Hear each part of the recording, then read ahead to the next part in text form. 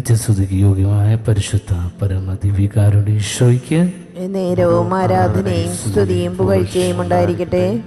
നിത്യസ്തുതിക്ക് യോഗ്യനായ പരിശുദ്ധ പരമദിവ്യകാരുണ്യ ഈശോയ്ക്ക് നേരവും ആരാധനയും സ്തുതിയും പുകഴ്ചയും ഉണ്ടായിരിക്കട്ടെ. നിത്യം സ്തുതിക്ക് യോഗ്യനായ പരിശുദ്ധ പരമദിവ്യകാരുണ്യ ഈശോയ്ക്ക് നേരവും ആരാധനയും സ്തുതിയും പുകഴ്ചയും ഉണ്ടായിരിക്കട്ടെ. തിരുവോസ്തിൽ വാഴുന്ന ദിവ്യകാരുണ്യ ഈശോയെ, ഞങ്ങളങ്ങേ ആരാധിക്കുന്നു, സ്തുതിക്കുന്നു, മഹത്വപ്പെടുത്തുന്നു.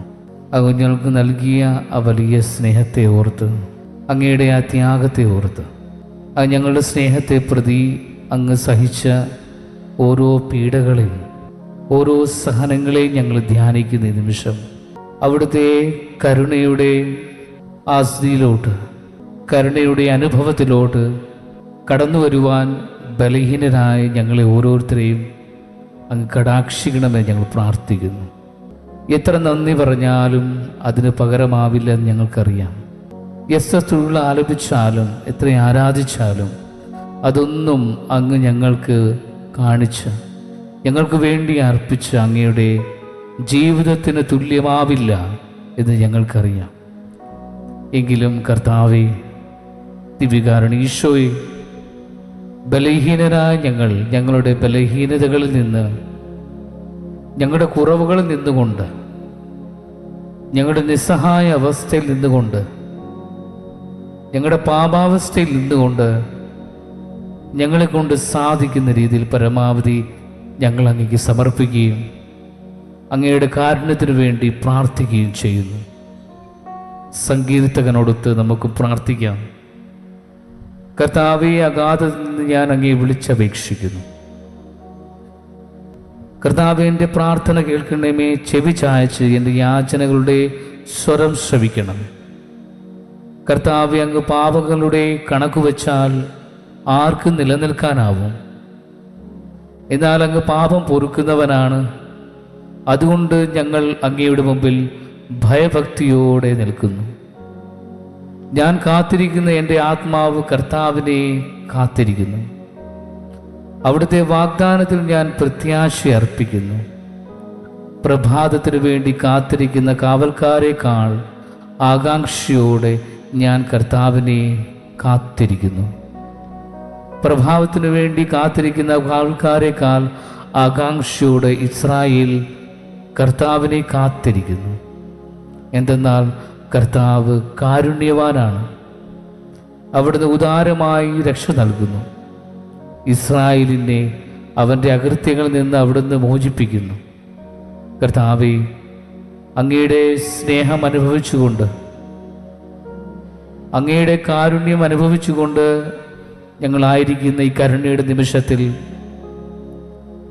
അങ്ങ് ഞങ്ങൾക്ക് നൽകിയ വലിയ കൃപയെ ഓർത്ത്, അവിടുന്ന് ഞങ്ങൾക്ക് വേണ്ടി ശൂന്യമാക്കി അങ്ങയുടെ വലിയ സ്നേഹത്തെ ഓർത്ത് ഞങ്ങൾ ഈ നിമിഷം ആയിരിക്കുമ്പോൾ, ഇന്നത്തെ വിചിന്തനത്തിനായിട്ട് നമ്മൾ ചിന്തിക്കുവാൻ പോകുന്നത്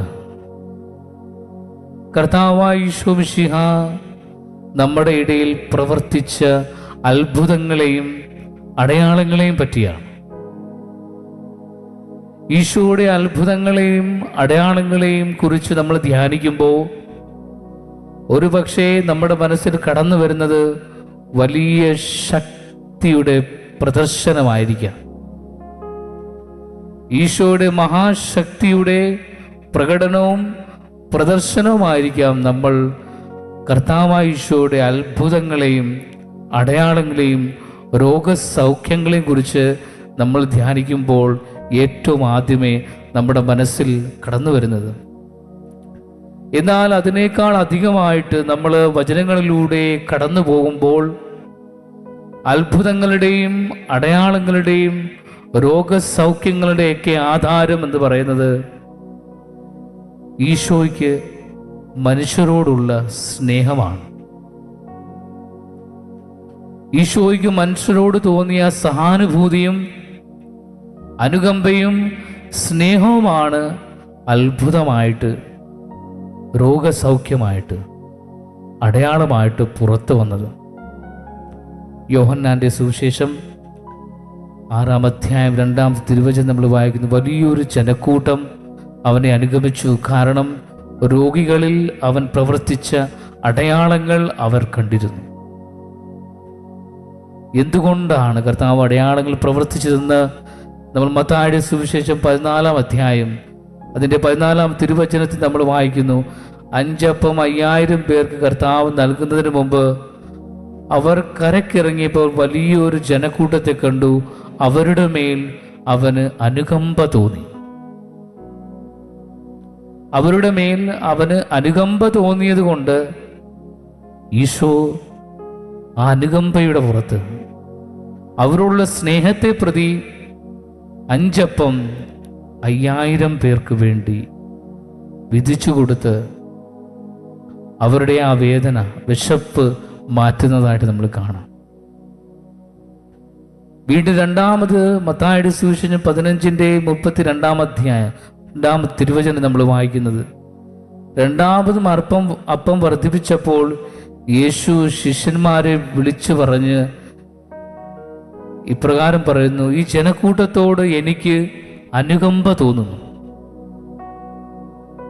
ഈ ജനക്കൂട്ടത്തോട് എനിക്ക് അനുകമ്പ തോന്നുന്നു. കാരണം അവർ എന്നെ ശ്രവിക്കുന്നു, എൻ്റെ വചനം ശ്രവിക്കുവാനായിട്ട് വന്നു, എന്നെ കേൾക്കുന്നു. എന്നാൽ അവർ വിശന്ന് വലഞ്ഞിരിക്കുന്ന ഒരവസ്ഥയിലാണ്. വെറും കൈയോടെ അവരെ പറഞ്ഞയക്കുവാൻ സാധിക്കാതെ കർത്താവിന് അനുകമ്പ തോന്നിയാണ് അവിടെ കർത്താവ് അപ്പം വർദ്ധിപ്പിച്ച് അവരുടെ വിശപ്പടക്കുന്നത്.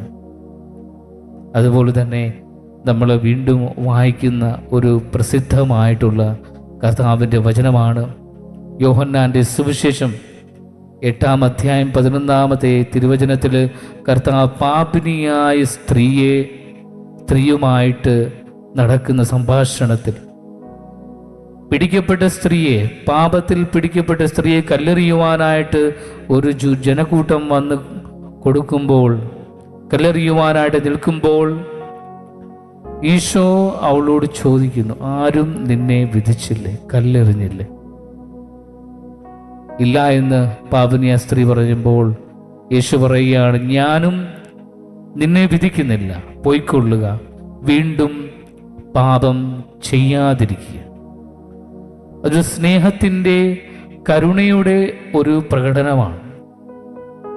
പാപിനിയായ സ്ത്രീയെ ക്ഷമിച്ചുകൊണ്ട് ആ സ്ത്രീയുടെ ജീവിതത്തിൽ പുതിയൊരു പ്രകാശം നൽകിക്കൊണ്ട് ഈശോ അവളോട് പറയുകയാണ്, വീണ്ടും നീ പാപം ചെയ്യാതിരിക്കുക, നീ പൊയ്ക്കൊള്ളുക.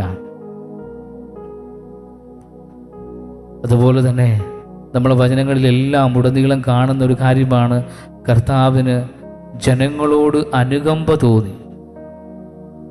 മർക്കോസിന്റെ സുവിശേഷം 1-ാം അധ്യായം 40-ഉം 41-ഉം തിരുവചനങ്ങളിൽ കുഷ്ഠരോഗിയെ സുഖപ്പെടുത്തുന്ന ഈശോയെ നമ്മൾ കാണുന്നുണ്ട്. വചനത്തിൽ പ്രകാരം നമ്മൾ വായിക്കുന്ന, ഒരു കുഷ്ഠരോഗി അവൻ്റെ അടുത്തെത്തി മുട്ടുകുത്തി അപേക്ഷിച്ചു, അങ്ങേക്ക് മനസ്സുണ്ടെങ്കിൽ എന്നെ ശുദ്ധനാക്കാൻ കഴിയും. അങ്ങേക്ക് മനസ്സുണ്ടെങ്കിൽ എന്നെ ശുദ്ധനാക്കാൻ കഴിയും. അവൻ കരുണ തോന്നി കൈനീട്ടി അവനെ സ്പർശിച്ചുകൊണ്ട് പറഞ്ഞു, എനിക്ക് മനസ്സുണ്ട്, നിനക്ക് ശുദ്ധിയുണ്ടാകട്ടെ. തൽക്ഷണം കുഷ്ഠരോഗി സുഖം പ്രാപിക്കുകയാണ്. കർത്താവിൻ്റെ ആ കരുണയോടനുബന്ധിച്ചുള്ള യേശുവിൻ്റെ കരുണയിൽ നിന്ന് പൊട്ടിപ്പുറപ്പെടുന്ന അത്ഭുതങ്ങളാണ്. ലൂക്കായുടെ സുവിശേഷത്തിൽ നമ്മൾ വായിക്കുന്ന 7-ാം അധ്യായത്തിൽ 12 മുതൽ 15 വരെയുള്ള തിരുവചനത്തിൽ നായിനിലെ വിധവയുടെ മകനെ പുനർജീവിപ്പിക്കുന്ന ഈശോയാണ്. ഒരൊറ്റ മകനായിരുന്നു ആ നായിനിലെ വിധവയ്ക്ക് ഉണ്ടായിരുന്നത്, ഒരേ ഒരു മകൻ. ആ അമ്മയുടെ, ആ വിധവയായ അമ്മയുടെ വേദനയും വിധവയായ അമ്മയുടെ സങ്കടവും മനസ്സിൻ്റെ വ്യാധിയും തിരിച്ചറിഞ്ഞ കർത്താവായ ഈശോ മരിച്ചുപോയ ആ വിധവയുടെ മകന് ജീവൻ നൽകുന്നു, പുനഃജീവിപ്പിക്കുന്നത് നമ്മൾ കണ്ടു. അത് മനസ്സലിഞ്ഞാണ് ഈശോ ആ മകനെ ജീവിപ്പിക്കുന്നത്. സ്നേഹമുള്ളവരെ, കരുണയുടെ നിമിഷങ്ങളായിരിക്കും നിമിഷം ഈ മണിക്കൂറിൽ, ഈ മിനിറ്റുകളിൽ നമ്മൾ കർത്താവിൻ്റെ കരുണയെ ധ്യാനിക്കുമ്പോൾ നമ്മളോട് കർത്താവ് കരുണ കാണിച്ച ഓരോ നിമിഷങ്ങളെയും കുറിച്ച് നമുക്ക് ധ്യാനിക്കാം. നമ്മൾ ഓർക്കുന്നതും ഓർക്കാത്തതും ശ്രദ്ധിക്കുന്നതും ശ്രദ്ധിക്കാത്തതുമായിട്ടുള്ള ഒത്തിരിയേറെ കാര്യങ്ങൾ, ഒത്തിരിയേറെ അത്ഭുതങ്ങൾ, ഒത്തിരിയേറെ അടയാളങ്ങളും രോഗസൗഖ്യവും കർത്താവായ ഈശോ നമ്മളോട് നമുക്ക് വേണ്ടി പ്രവർത്തിച്ചിട്ടുണ്ട്. ചെറുതും വലുതുമായിട്ടുള്ള ഒത്തിരി കാര്യങ്ങൾ. നമുക്ക് ആ കാര്യങ്ങളെക്കുറിച്ച് ധ്യാനിക്കാം. എൻ്റെ ജീവിതത്തിൽ കർത്താവ് പ്രവർത്തിച്ച് ചെറുതും വലുതുമായിട്ടുള്ള ആ അത്ഭുതങ്ങൾ നമ്മൾ പ്രവർത്തിക്കുന്ന സമയമാണ്. എന്നെ കർത്താവ് അത്രമാത്രം സ്നേഹിച്ചു. അവനെ തന്നെ കുരിശിൽ സമർപ്പിക്കുവാൻ തക്കവിധം അവനെ പിന്നെ ചോര വിയർത്തുകൊണ്ട്, അവൻ്റെ ചോര പൂർണ്ണമായിട്ടും എനിക്കും നിനക്കുമായിട്ട് വിയർത്തിക്കൊണ്ട് സമർപ്പിച്ചുകൊണ്ട്, ഞാൻ നിന്നെ സ്നേഹിക്കുന്നു മകളെ മകനെ എന്ന് പറഞ്ഞുകൊണ്ട് നമ്മൾ ആ കുരിശിൽ നിന്ന് നൽകുന്ന ആ വലിയ സന്ദേശമാണ് നമ്മൾ ഈ നിമിഷം ധ്യാനിക്കുന്നത്. അതുകൊണ്ട് കർത്താവിൻ്റെ സ്നേഹം, കർത്താവിൻ്റെ കരുണ നമ്മൾ ധ്യാനിച്ചുകൊണ്ട് ആ കരുണയെ കുറച്ചും കൂടി അധികമായിട്ട് എൻ്റെ ജീവിതത്തിൽ അനുഭവേദ്യമാകുവാൻ വേണ്ടി നമുക്ക് ആഗ്രഹത്തോടെ, തീവ്രമായ ആഗ്രഹത്തോടെ നമ്മൾ പ്രാർത്ഥിക്കുമ്പോൾ നമ്മുടെ ജീവിതത്തിൽ കർത്താവ് നടത്താൻ പോകുന്ന എല്ലാ സൗഖ്യത്തെയും അത്ഭുതങ്ങളെയും നമുക്ക് തിരിച്ചറിയുവാനായിട്ട് സാധിക്കും. ദിവ്യകാരുണ്യനാഥനെ ആരാധിച്ചുകൊണ്ട് നമ്മളുടെ കാരുണ്യത്തെയും സ്നേഹത്തെയും സഹാനുഭൂതിയും പ്രതി നമ്മുടെ ജീവിതത്തിൽ അത്ഭുതങ്ങളും അടയാളങ്ങളും രോഗസൗഖ്യം പ്രവർത്തിക്കുന്ന ആ കർത്താവിൻ്റെ കാരുണ്യത്തിന് വേണ്ടി നമുക്ക് പ്രത്യേകം അപേക്ഷിക്കാം. നമ്മുടെ പാപാവസ്ഥയും നമ്മുടെ ആകുലതകളെയും ഉത്കണ്ഠകളെയും നമ്മുടെ സങ്കടങ്ങളെയും വേദനകളെയും കർത്താവിൻ്റെ കരങ്ങളിൽ നമുക്ക് ഈ നിമിഷം സമർപ്പിക്കാം. നമ്മുടെ നിയോഗങ്ങളെയും ആവശ്യങ്ങളെയും നമ്മൾ ഇന്ന് പ്രാർത്ഥനകൾ ആവശ്യപ്പെട്ട എല്ലാവരും പ്രത്യേകം ഈ നിമിഷം കാരുണ്യവാനായ കർത്താവിൻ്റെ കരങ്ങളിൽ സമർപ്പിക്കാം. അതോടൊപ്പം തന്നെ നമ്മുടെ ഈ ലോകത്തെ, പ്രത്യേകം നമ്മുടെ രാജ്യത്തിൽ സമാധാനം പുനഃസ്ഥാപിക്കുവാൻ വേണ്ടി പ്രത്യേകമായിട്ട് പ്രാർത്ഥിക്കാം. കർത്താവിൻ്റെ കരുണയുടെ വലിയ സ്പർശനത്താൽ, വലിയ ജ്വാലയാൽ, കർത്താവിൻ്റെ സ്നേഹത്തിൻ്റെ പ്രകാശം ഈ രാജ്യം മുഴുവൻ വ്യാപിച്ചുകൊണ്ട് യുദ്ധങ്ങൾ ഒഴിവാക്കി സമാധാനം പുനഃസ്ഥാപിക്കുവാൻ വേണ്ടി നമുക്ക് പ്രാർത്ഥിക്കുകയും ദിവ്യകാരുണ്യനാഥൻ്റെ ആശീർവാദം സ്വീകരിക്കുകയും നമുക്ക് ചെയ്യാം.